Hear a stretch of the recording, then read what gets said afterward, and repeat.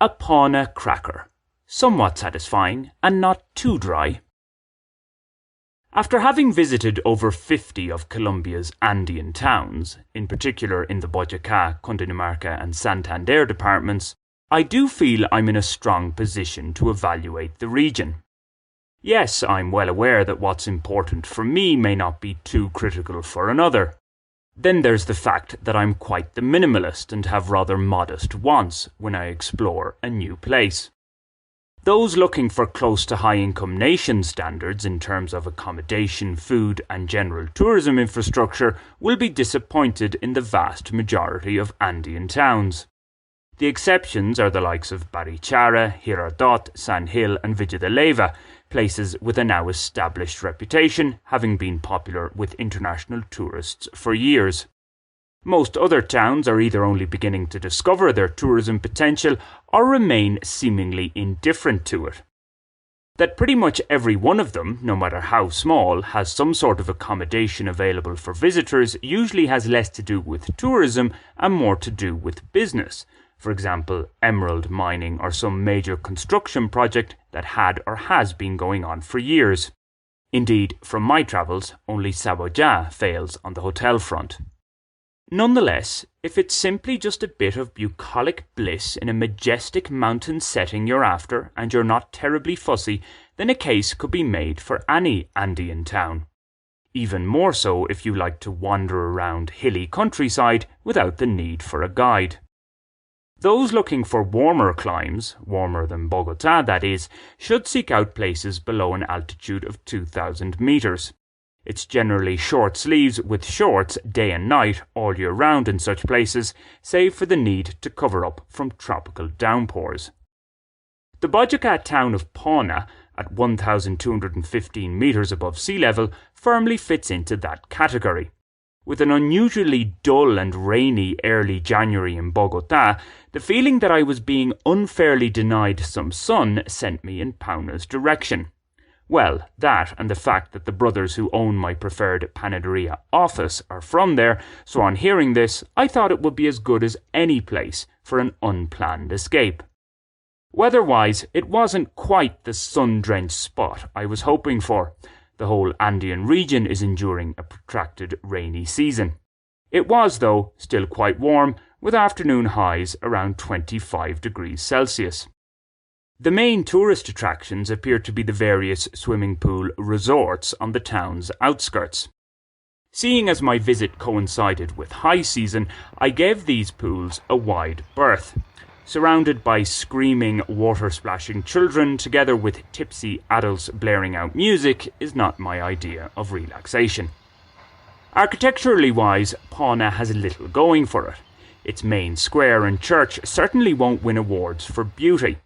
In contrast, in nearby smaller Briceño, 12 kilometres away via undulating, largely dirt track, traffic-free roads, yes, I did walk there and back, the main square and church are quite picturesque. Pauna's prettiest side is from a high. There are a few hilltops around from which to view it, although the best one is from a private residence that's used as a holiday home.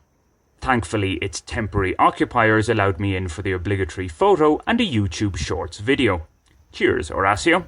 The 2 Aguila beers he gifted me were also well received. The biggest draw for nature lovers is surely Cascada La Tonera. This impressive, somewhat hidden waterfall, it can be heard well before it's seen, is about 5 kilometres from the town. An internet search tells me that the fall is about 50 metres. I would have said more. There's also a far gentler tributary waterfall next to it that is quite alluring thanks to the golden brown soil over which it flows. Back in Pauna, another area where it won't be winning awards is for its coffee.